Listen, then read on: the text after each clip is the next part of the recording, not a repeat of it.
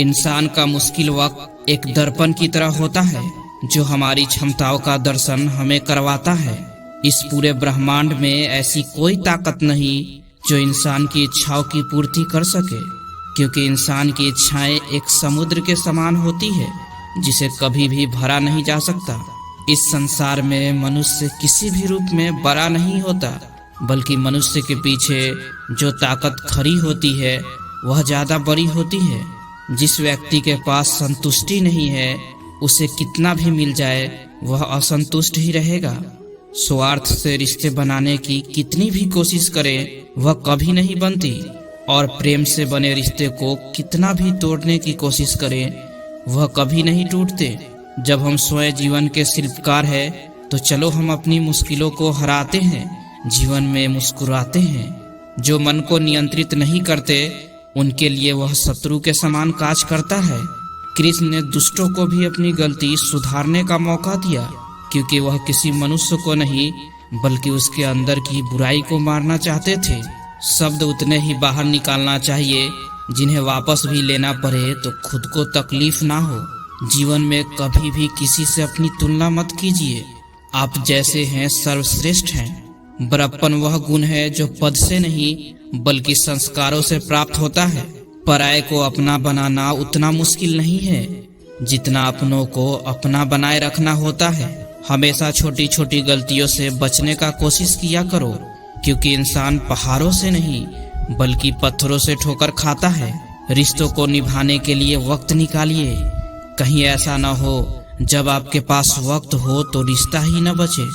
वक्त और अपेक्षा बदलते ही सबके असली चेहरे सामने आ जाते हैं, या फिर हमें कुछ कमी आ जाती है, या वह अभिनय अच्छा करने लगता है। जहाँ एक निराश मनुष्य किसी भी काज में इसका दुष्परिणाम खोज लेता है, वहीं जिज्ञासु और आशावादी मनुष्य हर मुश्किल काज में भी एक अवसर खोज लेता है। किसान की भी क्या मजबूरी है, यहाँ उसकी छत टपकती है फिर भी बरसात की दुआ खुदा से करता है। अध्यापक और जीवन में बस इतना ही अंतर है।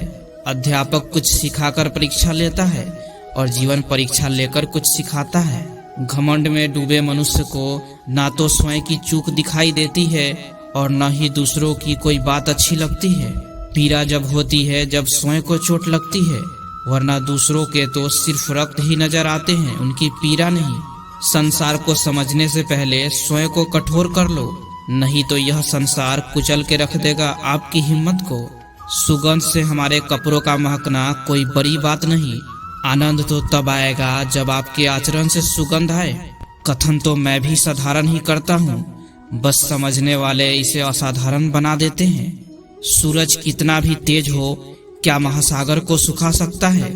इसी तरह आशा का सागर एक असफलता से खाली नहीं हो सकता। किसी पर भी पक्का विश्वास नहीं करना चाहिए, क्योंकि नमक और शक्कर का रंग हमेशा एक जैसा ही होता है। किसी ने ईश्वर से पूछा कि तुम्हारे सबसे करीब कौन है?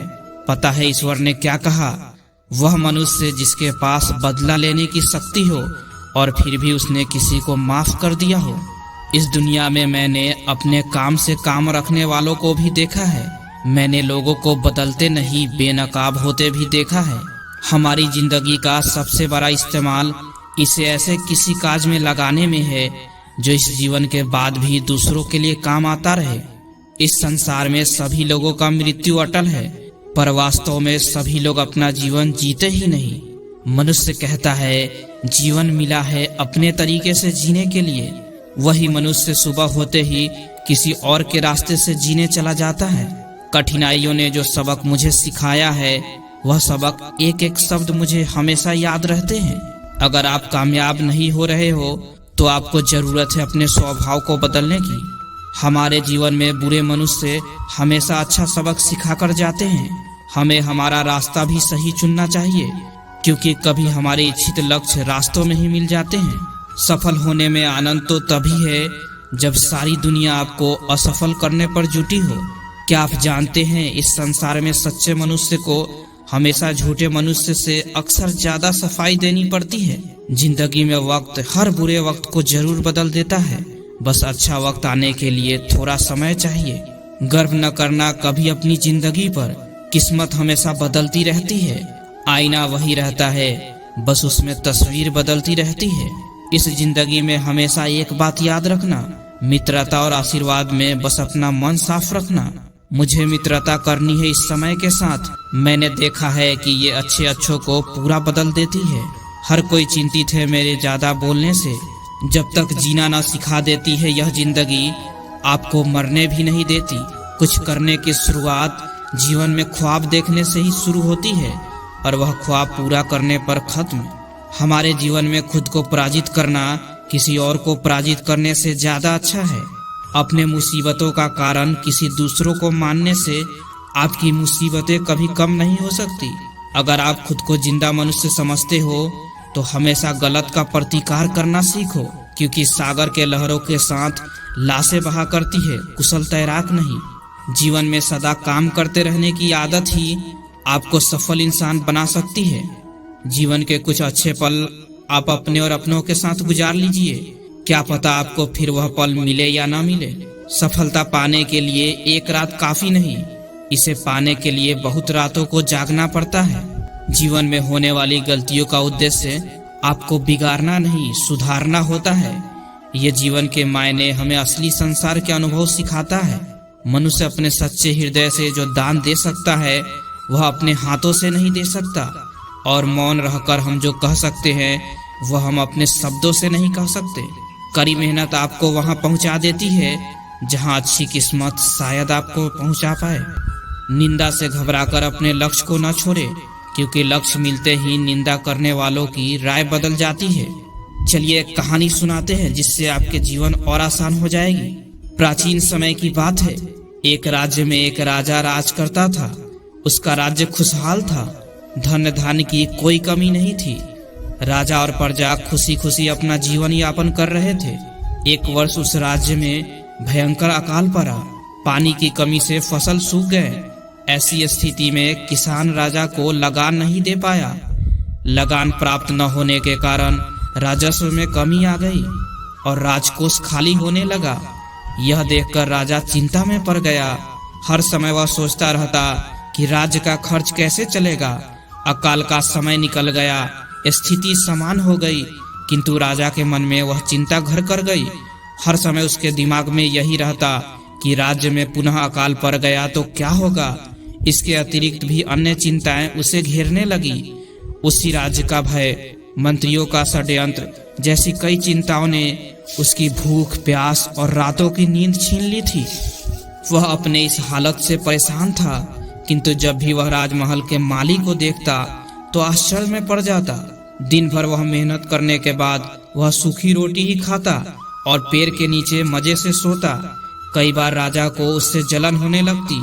एक दिन उसके दरबार में एक सिद्ध साधु पधारे। राजा ने अपनी समस्या साधु को बताई और उसे दूर करने का सुझाव मांगा। साधु राजा की समस्या अच्छी तरह से समझ गए। तुम्हारी चिंता की जड़ राजपाट है। अपना राजपाट पुत्र को देकर चिंता मुक्त हो जाओ। इस पर राजा बोला, गुरुवर, मेरा पुत्र मात्र 5 वर्ष का है। वह अबोध बालक राजपाट कैसे संभालेगा। साधु बोले, तो फिर ऐसा करो, अपनी चिंता का भार तुम मुझे सौंप दो। राजा तैयार हो गया और अपनी राजपाट साधु को सौंप दिया। इसके बाद साधु ने पूछा, अब तुम क्या करोगे। राजा ने बोला, सोचता हूँ कि अब कोई व्यवसाय कर लूं, लेकिन उसके लिए धन की व्यवस्था कैसे करोगे। अब तो राजपाट मेरा है, राजकोष के धन पर भी मेरा अधिकार है। राजा ने उत्तर दिया, तो मैं कोई नौकरी कर लूंगा। तब साधु ने कहा, यह ठीक है, लेकिन यदि तुम्हें नौकरी ही करनी है तो कहीं और जाने की आवश्यकता नहीं है। यही नौकरी कर लो। मैं तो साधु हूँ, मैं अपनी कुटिया में रहूंगा। राजमहल में ही रहकर मेरी ओर से तुम राजपाट संभालना। राजा ने साधु की बात मान ली और साधु की नौकरी करते हुए राजपाट संभालने लगा। साधु अपनी कुटिया में चले गए। कुछ दिन बाद साधु पुनः राजमहल आए और राजा से पूछा, कहो राजन, अब तुम्हें भूख लगती है या नहीं। तुम्हारे नींद का क्या हाल है। राजा ने कहा, गुरुवर, अब तो मैं खूब खाता हूँ और गहरी नींद सोता हूँ।